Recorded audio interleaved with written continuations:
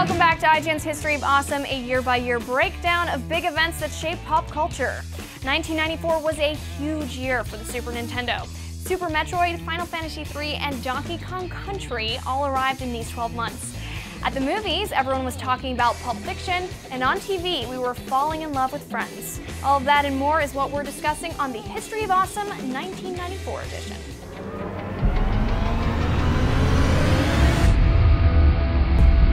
Welcome back to the History of Awesome. I'll be your host for this year, 1994. I'm Justin Davis. I'm here with Max Scoville. Happy to be here. John Ryan. Hello there. And Marty Sleva. Hi. So 94 was a friggin' rad year. I mean, they're all rad, but like 94 has a special place in my heart because this is the year that Super Metroid came out on the Super Nintendo. Yep. This is my favorite game of all time, actually, and it shows up on all kinds of best of lists. EGM called it their the #1 game of all time. IGN actually named it the 7th best game of all time. Definitely for good reason. Just an incredible video game all around. Yeah. I was going to say 94, the games that are on this list are some of the most like kind of significant, like sit up and pay attention. Like these are games that I remember like playing at friends' houses and being like, games are pretty cool. And up until that point it would be like, yo, Cody's got Sega. But then it was like, Super Metroid, huh? Yeah. This is the year that video games became like your thing, your jam. Well, I just was like, they could be so much more. I mean, we got Super Metroid. That was actually the first game that I remember making my own file on. Like, I didn't have a Super Nintendo until later, but my friend was like, yeah, you should play it. And I'm like, you mean I don't just pick it up and start running one direction? It's like you actually have to explore and get into it, and it's just the atmosphere in that game, the soundtrack, still some of my most kind of vivid memories of gaming ever. So, yeah, it's such a, we were talking about this earlier, it's a prime example of what Nintendo did from the 8-bit to the 16-bit generation, where they sort of built these bases, these spines with stuff like Mario and Zelda and Metroid. And they were great on the NES. Oh yeah, they were absolutely ahead of their time. Prototypical. And yeah. But then with Mario World, with Link to the Past, and especially with Super Metroid, they took that formula and just created something perfect out of it. Yeah. And Super Metroid, it sort of lulls you into that full sense of like you're going through the same area as the original Metroid. You're like, oh, this is just going to be like that. But once you finally get to Zebus and you realize it's this giant, quasi-open world that, Super Metroid did help sort of coin that term that later on, the Metroidvania, where it's half of the term Metroidvania. It is, yeah. It's the first half, not the second half. Yeah. Interesting. Yeah. Fun fact. It's also a game that absolutely excels at like nonverbal environmental storytelling. Yeah. Right. That's a big thing that always jumps out at me, and that's something that little Justin, when I was playing it, I was 11 or 12. I just liked the gameplay, and now that I play as an adult, I pick up on more of that, more of how this place feels so hostile and alien and terrifying. And like when you replay that game today, the planet actually wakes up. Yeah. Like you're scanned by this little scanner beam, and you fight a first boss, and now all these rooms that were empty now have animals and aliens and things in them, and like that's incredibly creepy. Like the creepy vibe that game gives off. And for it to be a Nintendo-made game where the title screen has dead bodies on it, these dead scientists, and I didn't pick up that they were dead scientists when I was a kid. I just didn't even really think about it. Yeah, it's definitely one of those first console games that I noticed. Like, I mean, that's console games in like the old school sense, where you feel that it's more mature than you are supposed to be playing when you're that age. At least when I was that age. Yeah. And you go through and you see like the bodies, and you see like just like broken computer screens, and everything's all dark, and there's that really like there's a wrecked ship ambient, with like ghosts dark in it. tones. That environmental storytelling is so strong. Yeah, it's beautiful. It conveys so much to the player without the use of tutorials or anything. Like when you first get to No Fair, you enter a room, and all of a sudden your health starts going down, and there's heat lines everywhere, and you're like, oh crap! Like this is it's actually Norfair. It wasn't fair, is what I think you were getting at. Jesus. Was it Norfair? Yeah, it's Norfair. No, you don't pronounce the R. It's not fair. It's not fair. But then other things, like when you fall down that pit and you see those little animals, the nice animals, they teach you how to wall jump. Like, and then that is incredible. At the end of the game, it's completely optional, but you can help them escape. You can save planet. them. It's the best. Well, I love that it starts out. It's like the last Metroid is in captivity. Yeah. The galaxy is at peace, and then there's this kind of like almost. It's like at the beginning of Blade Runner when they're like, what's a replicant? Or Star Wars when they're like, here's what's going on. But then after that, it's completely just, it tells itself to you. It tells its own story, and it's just, really, you pretty much shoot everything except the little animals, and you'll be okay. And it does, like, without spoiling, it has one of the most satisfying final bosses and sort of endings. Yeah, it's great. The ending is very sort of melancholy and mature and adult and just like kind of mind-blowing for young children, 12-year-olds that are playing that game like me. I actually have an interesting. Super Metroid has been my favorite game ever since it came out, and I distinctly remember I was a Genesis kid growing up, so I had to borrow my friend's SNES, and he loaned me this game. I didn't know anything about it, and I got stuck. I got stuck forever in Meridia. Just couldn't figure out how to progress. Didn't know where I was supposed to go, and I solved it just before like a band concert. I was supposed to be getting ready for a band concert. What'd you play? I was a percussionist because I would just slack off in the back and just bang on the xylophone. Hit the triangle. Yeah. And so I had like half my band outfit on. I had my like slacks on. I'm playing Super Metroid, and I'm desperately trying to find a save point. Because I did it. I figured out where to go. I beat the boss, and I'm like, I gotta save. My mom's screaming at me, and I'm trying to find a save point. Gotta go! Yeah, I'm like, just a minute. And then I finally, the story is a happy ending. I found a save point. It was late to my band concert. Yeah, that's good. Yeah, but you rocked out on that trombone. And it's one of those. It was a victory. It was a victory concert. I've played that game. I don't play it quite once a year, but I play it frequently, and so now like. I can never get that feeling back, but of just being stuck and not knowing where. Like I got the ice beam. What do I do with it? Where do I go? And like running all over the map and finally opening up a new area felt so. Yeah, and I mean, it's over 20 years later, and literally every E3 people are still like, I want a 2D Metroid. And what they really want is just a game as good as this. Right. Yeah. Well, and what's crazy is that genre did go away for a while. I mean, we got Symphony of the Night and some Castlevania games, but now they're everywhere. Like now the kids that grew up on Super Metroid are 25 and 30 years old, and now every indie game is a Metroidvania. They're making Guacamelee, and they're making Dust. Yeah. Guacamelee and games like Shadow Complex, like big commercial efforts and tiny indie efforts, all sort of Axiom Verge. The list of games that are inspired by Super Metroid goes on, and it felt like one of those things that was gone and was never going to come back, and now it's back and bigger than ever, which is fantastic. Everybody is happy. the galaxy is at peace. Yeah. Another big SNES game that came out that year was Final Fantasy III. Or 6, depending on where you picked it up. Well, right, that's the thing, right? Like confusing famously, everything this game was known as Final Fantasy III in the United States for years because Final Fantasy came out in America and Final Fantasy II came out in America, but, two was 4. So there, right now, Numbers. Now it's happening to me too. Yeah. But it was the 3rd Final Fantasy game to come out in the United States, even though it was the 6th overall. So they called it Final Fantasy III, and then wouldn't reconcile that until 7 came out. But, this was one of those. Like there was a lot of JRPGs earlier on. It was really the golden age. I would say. Earlier on in the SNES, but this was the one. This sort of ushered in that this was pre-Chrono Trigger, and it ushered in that sort of the maturing of the 16-bit RPG. Yeah. I mean, this game begins with this gorgeous, it's not a cutscene, but it's this gorgeous, a non-playable cinematic where you have and there's credits, and you're like, oh, this is like something that's being presented to me. This isn't just a thing that I turn on and randomly start playing. You get this fantastic Like there's an prologue actual and the narrative to it. music. And amazing prologue, amazing settings, just like a phenomenal cast of characters. Arguably the best cast in Final Fantasy history. Yeah, I never actually done the math until I was doing research for this show. This has the most playable 14 main characters, 14 main party members. Yeah, some of them are optional. Some of them sort of leave and enter your party at different times. Your party gets split up, and the game is gorgeous. The music is it's one of Uematsu's absolute best scores. All of Amano's art, which we have featured back there. He's sort of at the top of his game then. The Lion King. The Lion King. When Andy Dufresne got out of prison, that was great. Yeah, and there's these super iconic moments that are among the most iconic moments in JRPG history with early on Kefka poisoning the well. Yeah. And then literally, I mean, spoilers, but you get halfway, 2/3 through the game, and the bad guy wins. He just destroys the world. I mean, how mind-blowing is this for a 16-bit RPG that basically the villain wins and destroys the world, and the ending of the game is kind of happy, but it's very sort of bittersweet. Well, I actually remember my friend was playing this for such a long time, and I mean, it was the same friend with Super Metroid, but I'd watch him here and there, and I remember Moogles would come out, and they'd dance. I'd be like, hey, look at those little guys, this is pretty great. And then there'd be these amazing power moves that you'd get kind of later on, and it would be like, wow, look at that gradient and those different colored things now. And when he actually beat the game, it was during his parents' 4th of July barbecue, and everybody, all of our friends were grouped around the TV, and we were like, whoa, like this is the end of a movie. This is this massive like finale. Yeah. And, you know, It also has one of the greatest moments in RPG history, which is you have a character named Sabine, and he can suplex things, and you fight a train at one point, and he can suplex that train.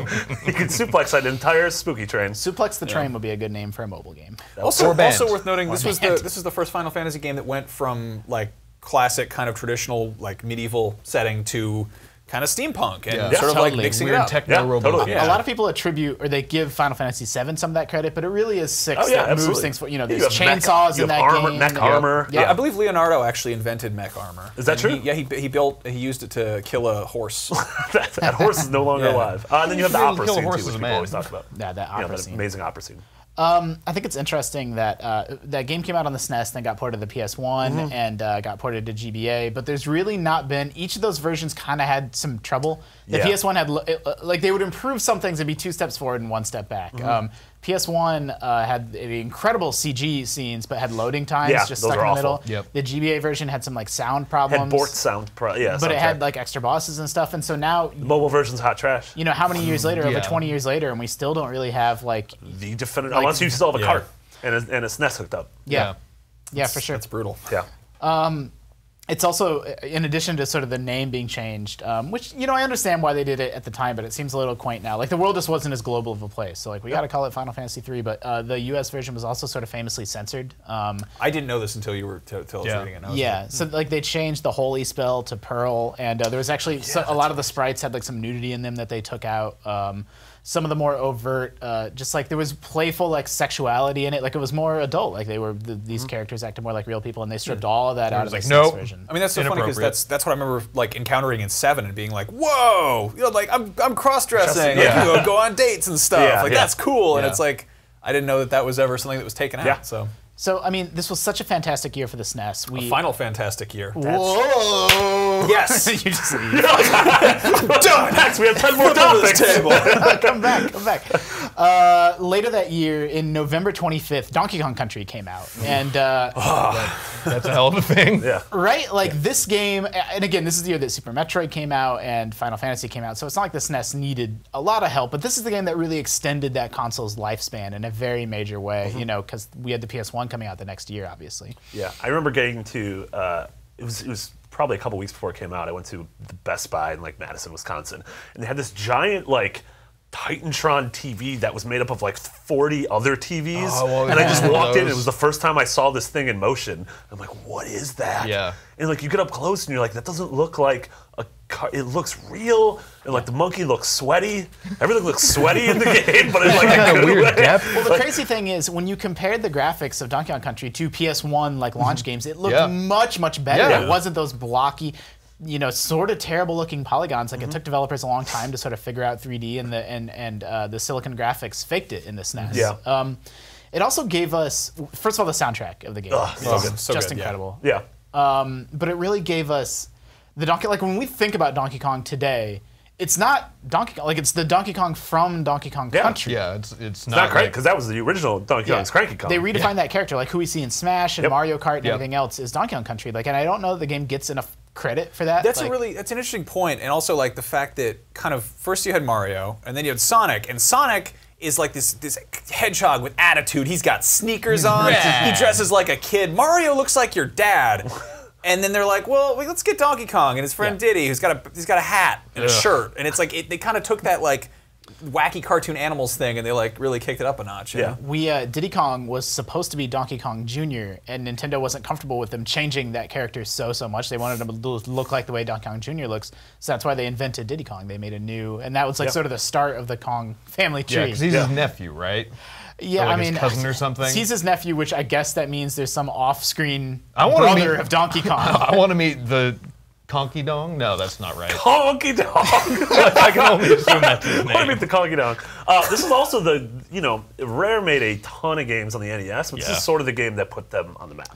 Oh, yeah. As like oh man, this is a developer. I mean, they had Battletoads. They had a few Yeah. other big hits. This is the game that Nintendo saw how impressive Donkey Kong Country was shaping up. They bought 49% of Rare Yeah. and made them a second party. Like Rare was an independent company for a decade before before Donkey Kong Country. Yeah, So- and yeah, so that's that purchase led to things like all the N64 games like GoldenEye and Perfect Dark Yeah. and Jet Force Gemini. And Donkey Kong 64. We don't. That's not. This is the history of awesome. Not history of No, Donkey Kong Country is literally the first game I remember referring to with the word graphics.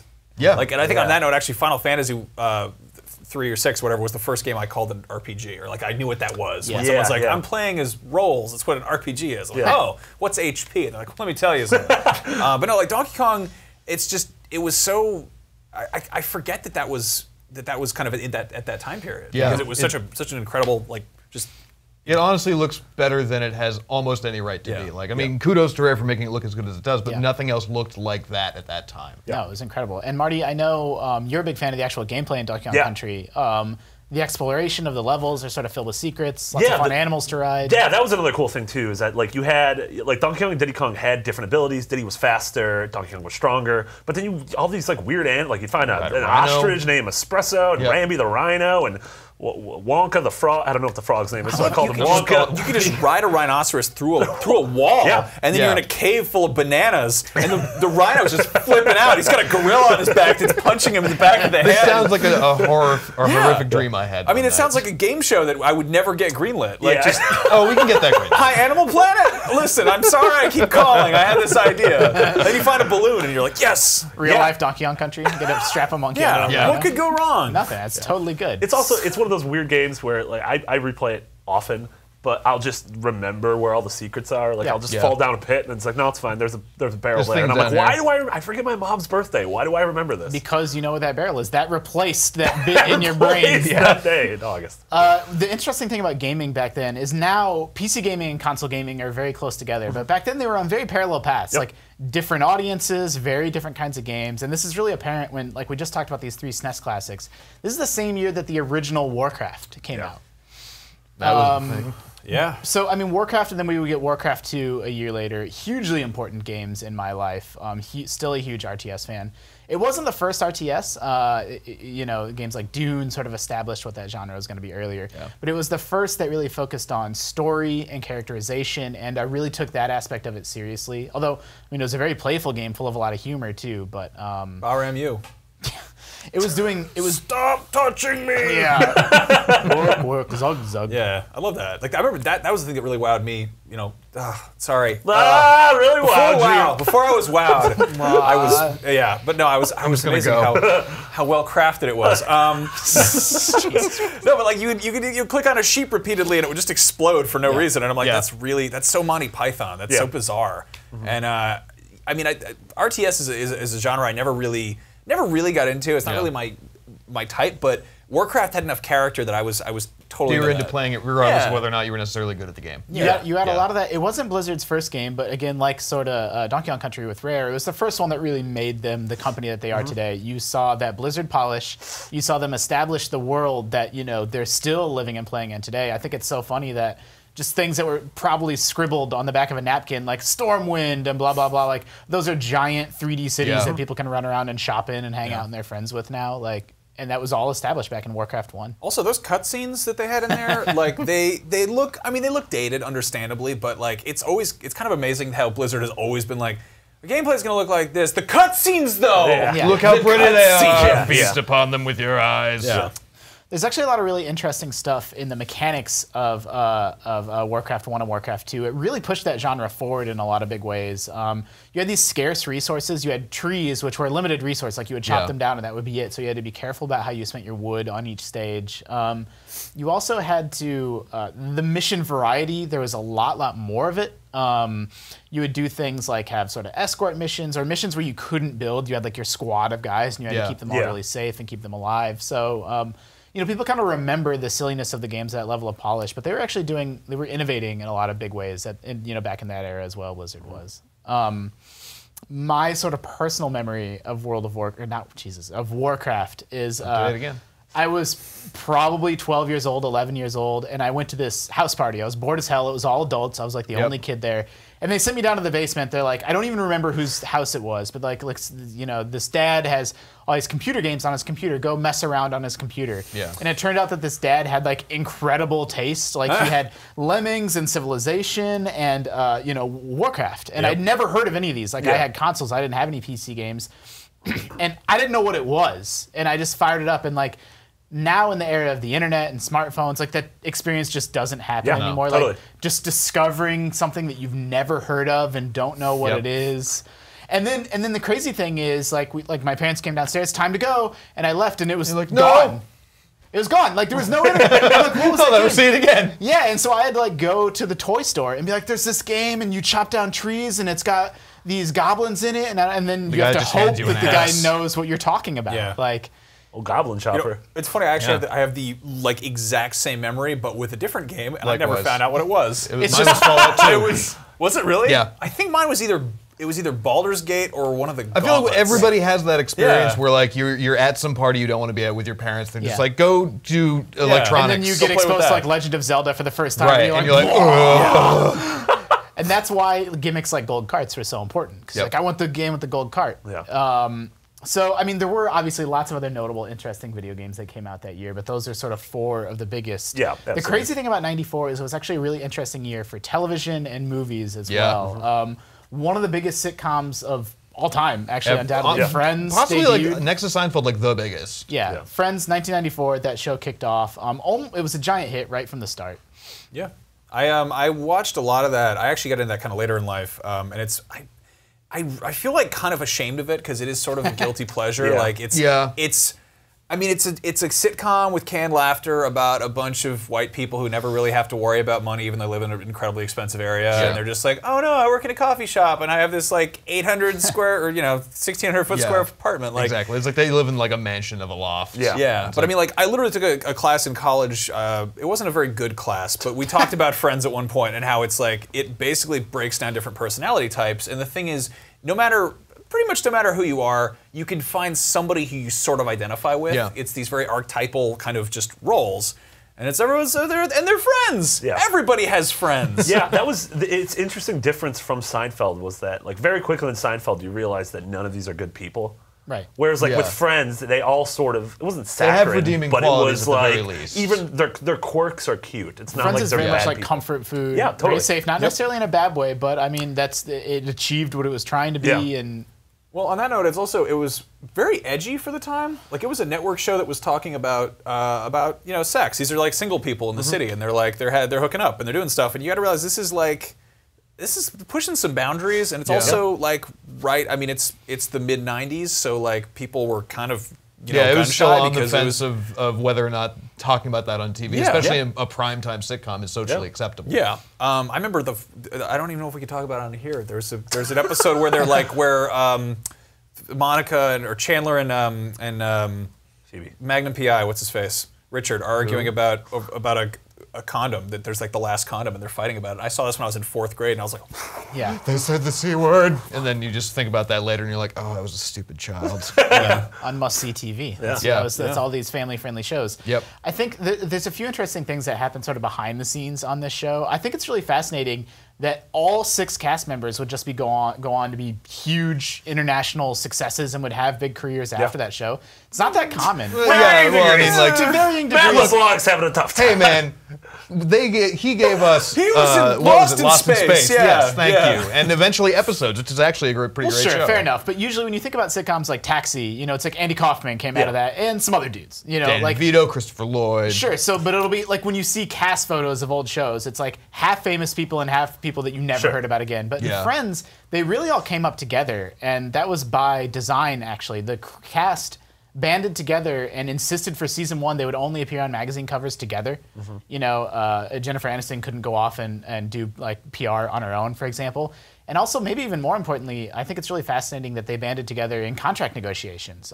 They didn't want to get in some situation where it was edgy and tense behind the scenes, where the one star is paid $1 million and someone else isn't getting anything. Yeah. So, So they all tried to level the playing field and they Yeah. all fought for the same wage. and to talk about how successful that show is. In the first season, everyone made $22,000 per episode, and by the final 2 seasons, they were making $1 million per episode. So in History of Awesome terms, by the time we get to like 2004, we'll be getting like $5 a piece. The nothing we get for doing this show right now beyond snacks our- from the I would snack love cabinet. snacks. Yeah. We can share some Pop-Tarts later. the show, the first season wasn't quite, a smash hit from the word go, but all the subsequent 9 seasons of that show were all in the top 5 TV shows of the year. So just sort of an unprecedented, lengthy run of success that never dipped, never wavered. And the finale was watched by 52 million people. That's a lot of folks. That's more people than there are in the world. It is more people than are watching History of Awesome. Yeah. Yet. We have John, what's your story about Friends? Well, it's not a story specifically about Friends. The guy who created the series, a dude named Kevin Bright, actually came to my college when I was there to teach. I think he might actually still be there. He never left the college. He just was. No. He left found a nice coffee NBC, shop and that then he he liked. came to teach as like an adjunct. Locked him in a broom closet. Exactly. But it was kind of weird because I ended up working for him as an actor on a show that he was producing for like a student-run web series, and it was just kind of interesting seeing how his hand in that you could very much see it reflected in the episodes of Friends. Like I never watched the show a whole lot when I was a kid. Like I remember seeing it like on TV at like my friend's house. His like mom loved it. But then like seeing like the wacky antics, but also the quick pace of the cuts and the way that everything is staged, it was super cool to see that kind of in real life and being done on an actual floor in a studio. Yeah. It's awesome. It was super interesting. Yeah, that's super cool. 94 is also a really interesting year in film for a bunch of different reasons. And it's funny that they're all such different movies, too. But first off, we have to spend a couple minutes talking about The Shawshank Redemption. A movie that I don't think anyone saw in 1994, but then everyone would watch on TNT. Yep, TNT, that's it. Over the next 2 decades. Or I remember USA them- eventually. Yeah, I remember them literally showing that like just 3 times in a row. Yeah. I'm like, how does that work? It's like the Christmas Story marathon, but for the middle of July But it's about, when you're it's sad. about a man in prison. Yeah. But he It's gets out of kinda- prison. yeah. He gets out of prison, and he crawls through a river of words I can't say to freedom, and then he takes his shirt off in the rain. Yeah, like that's a Prince video. from the Say author lots of of The Green mayo. Mile comes The Brown Mile. Yeah. Yeah. Boo. Yeah. I think this is maybe the first time we all realized we wanted Morgan Freeman to narrate our life. Yep. Yeah. Yeah. That's sort of, this is his defining, his first defining, gravitas narration. You Maybe I wouldn't just think that a miss my movie about a friends. man that gets raped and is falsely accused of murder would be like a feel-good story. Well, we never learned whether or not it was actually. Well, I mean, we do learn that somebody else claimed to do it, but like I feel like Andy Dufresne might have had it in him. No. It's clearly he didn't do it. Someone else Well, did somebody else did that one. Yeah. I feel like he very easily could have killed somebody. I think this is a different podcast. We're This going is to episode talk 3 about. of Mysteries. We're talking about. Now, so to Talking pull about this back fan a little bit, theories. Yeah. this is like the highest rated movie on IMDb. It is Yeah. literally the Everyone highest It's a rated great in that movie. Yeah. Yeah. It's- Yeah, it's insane. It's also because it was on TNT so much. Yeah. Everyone's seen it. Everyone's seen it. There's a lot of movies on It's there like that no your one's one seen, sick so they're day like, movie. it's It's a just 5, got a I lot don't of know. moments. It's got a lot of those, drinking the beers on the roof. Yeah, and, Byron Hadley crying with like a girl. Yeah, and he pokes the hole in the poster when he Oh, finds out so that he's good. escaped. Yeah, I mean, this is also one of those, like Stand By Me, it's one of those things that a lot of people don't realize is based off a Stephen King short story called Rita Hayworth and the I did Shawshank not know that Redemption. about- And the movie, so it's based on the Stephen King short story and directed by Frank Darabont, who went on to create the Walking Dead TV show. Yep. And so, yeah, it has this, really amazing lineage to it that lives on. And I remember by the time I got to college, which was, 10, 12 years after this movie debuted, like this was a lot of people's go when someone's like, "What's your favorite movie?" A lot of people would just resort to this. It's not like that's Well, not it's a bad funny. thing, but this is Were just these, like like- the were these- safest favorite movie. Were these like homeschooled kids who'd like seen like 3 movies, but they're just like, oh, I need a cool favorite movie, and Yeah. they like go on IMDb, they're like, what's the most popular movie? I mean, Well, I think- Shawshank's really good. It's not like it needs to be someone's consolation prize. Well, I think It's- it's funny though. The everyone's go-to like favorite movies, especially in college, is the ones that we're talking about today. It's all movies from '94. Yeah. Yeah, it is interesting. I wonder if it's like our age or what, or if it's just coincidentally an incredible year. I mean, we also had, it was a great year for Disney. They'd had this string of, Beauty and the Beast and Aladdin and Mermaid. Little Yeah. Mermaid, and it really maybe culminated, or some would argue the peak was maybe The Lion King Yeah. was in 94. I would say it's probably the best one that I Yeah, can remember. That's we were talking before, and I think this is the single movie I've seen the most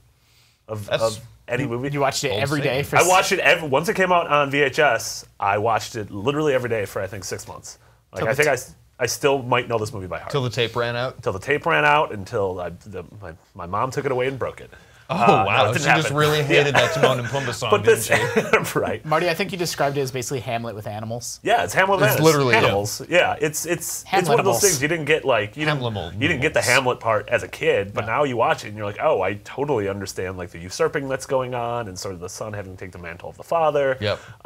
This amazing voice cast with James Earl Jones and Jeremy Irons. Yeah, Jonathan Taylor Thomas. JTT. Yeah, Nathan Lane. Yeah, we'll put him in That's the middle there. thing. It's like, good program. Yeah, just phenomenal, like absolutely gorgeous hand-drawn animation. Like maybe like at the peak of Disney hand-drawn animation. Yep. This movie, I think, went on to become the highest-grossing hand-drawn animated movie of all time. The music everyone remembers, amazing Hans Zimmer score with the Elton John songs peppered throughout. Yeah, I mean, I think at their sort of floor, Disney can be very pandering, but at their peak, they really strike that balance between, the songs are great, the humor's great, like there's actually a lot of gravitas and drama in that movie. It's gorgeous to look at. You can freeze any frame of that movie, and it's really interesting and artistically sound. If you freeze some of the frames, there's probably something pervy going on. Yeah, there's the word sex in this one. Yeah. Good heavens. Famously. Think of the children. Yeah, they sort of, in those string of movies we mentioned before, they kind of captured that magic that Pixar is able to hit to where a 5-year-old can see it and enjoy it for completely different reasons as one of us or one of our parents. Yeah, for sure. It was also a really interesting year for indie films, and specifically we saw Clerks come out in '94. Which it's really interesting to draw some parallels, like Clerks was just being worked on at the same time as Final Fantasy and Warcraft, and like just what a weird world. Yeah, by the same people too. Yeah. Little known fact. Yeah, Blizzard and Uematsu helped with Clerks. Yep. Kevin Smith is actually Samus. Yeah. Underneath the mask. Jason Mewes designed Kefka. Obviously, this movie launched Kevin Smith's career. Made famously on a shoestring budget. I had $30,000. Yeah, under I mean, it was $30,000. literally nothing. Shoe polish budget. Yeah, yuck. I'm sorry, I've seen the film. That's terrible. I wasn't makes even the signs. supposed. Yeah, I know. You weren't even supposed I to be literally here. wasn't even supposed to be weren't here even today. supposed to be- Andrew Goldfarb. I'm not even supposed to be here today. Yeah, shot in the video Put store gum in that your Kevin locks. Smith worked at. He just borrowed money from all his friends and maxed out his credit cards. It's sort of that, I don't know, go get 'em indie spirit of filmmaking. Well, Stuff like this and the Robert Rodriguez El Mariachi movie, where it's just like, just go out and do it. Like, And it kind of like, especially like El Mariachi totally, but like Clerks especially because it was shot, I don't want to say poorly, but like shot so Very pedestrian. basically. Yeah. Like it was really simple camera angles. It was all in black and white. And it's the kind of thing that, you can say to your friends like, hey, have you seen this? Because I have a VHS camera back at my house that I can borrow from my dad. Let's go make a movie. Yeah. And you could do it for literally nothing, and you could make something and similar. do like smart workarounds of like, well, we can only shoot when the stores close at night, so we'll just throw a line in there to where we can't raise the shutters. Yeah. Like, and so that's why the shutters are always down. So, yeah, just really for no matter what people think about Kevin Smith now, like his movies definitely sort of took a bizarre I like detour. Tusk. Oh, I hated Tusk. I did not but Clerks the Bruce is Willis like one.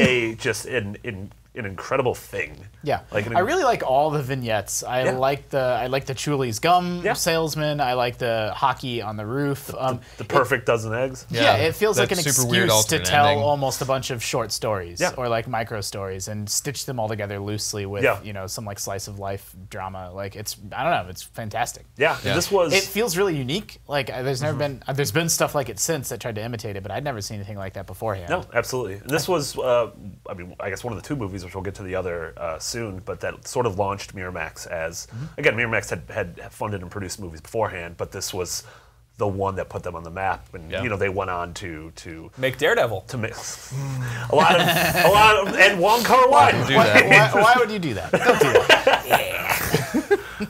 Yeah, I like Clerks. I think it was the first black and white movie that I saw on purpose, of my own volition, Yeah. Like my friend was like, yo, this movie's on IFC, it's really messed up.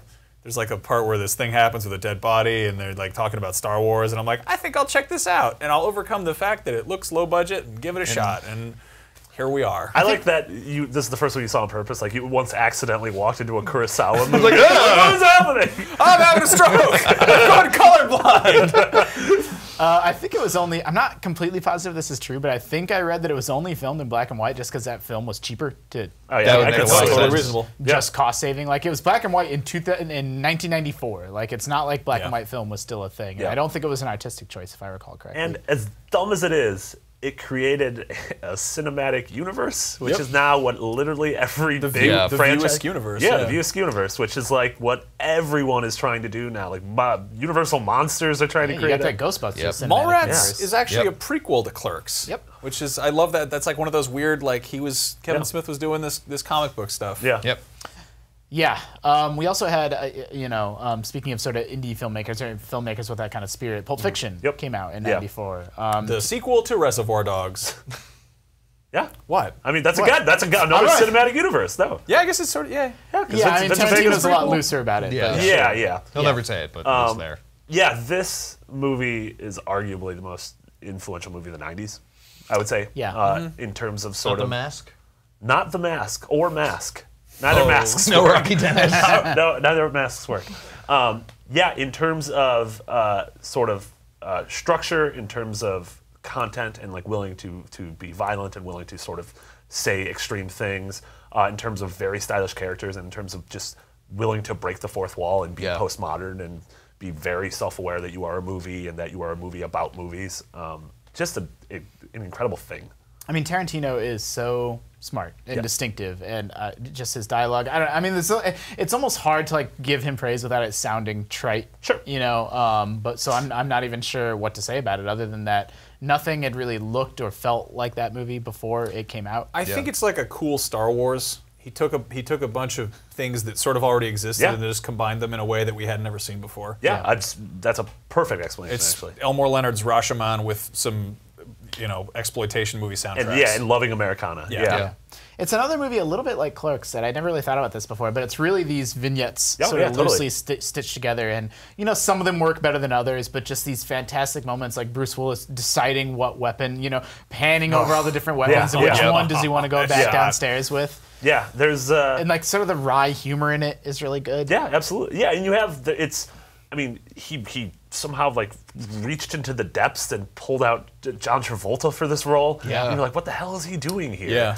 Well, you just done Broken Arrow. I just don't No, do that was after That was seven. after. That was 97. Yeah. Yeah, and it is one of those movies where like I can say 3 words and everyone will be like, oh, the gimp, or like, oh, the milkshake. Like there's so many just things in the movie that are just amazing. Or the watch. Yeah. I really like, just an interesting piece of trivia is that, it was significant critical acclaim, nominated for 7 Academy Awards, but didn't win Best Picture. No, just won Best Original Screenplay. Yeah. Yeah, Tarantino and Roger. It's one of those things where in hindsight, you're like, not sure It's probably you better than guys Gump. Yeah. got that Yeah. one right. Yeah.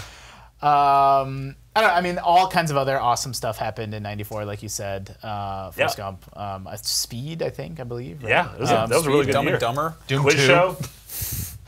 Quiz show, guys. Goodness gracious. What an incredible year. Yeah. What an awesome year, I dare say. But that's all the time we had. We just got to pick some of the most awesome stuff that happened in 1994. What's the next year? The next year is 1995, Marty. Nice. No. So the next History of Awesome, we're going to be talking about stuff like the PlayStation 1 is maybe arguably the most awesome thing that happened that year. So make sure you stay tuned to more History of Awesome right here on IGN.